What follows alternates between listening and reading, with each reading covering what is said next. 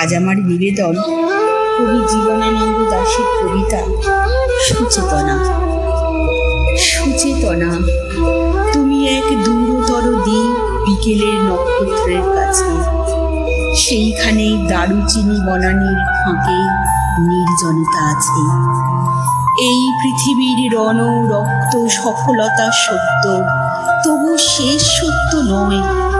কলকাতায় একদিন কল্লোলিনী তিলোত্তমা হবে, তবুও তোমার কাছে আমার হৃদয়। আজকে অনেক রূঢ় রৌদ্রে ঘুরে প্রাণ, পৃথিবীর মানুষকে মানুষের মতো ভালোবাসা দিতে গিয়ে তবু দেখেছি আমারই হাতে হয়তো নিহত ভাই বোন বন্ধু পরিজন পড়ে আছে। পৃথিবীর গভীরতর অসুখ এখন, মানুষ তবুও ঋণী পৃথিবীরই কাছে।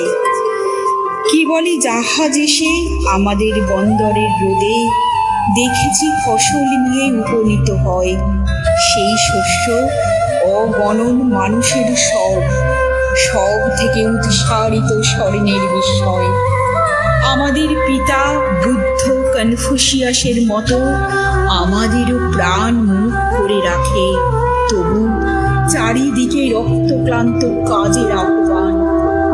সুচেতনা, এ পথে আলো জেলে, এ পথেই পৃথিবীর ভ্রমণ।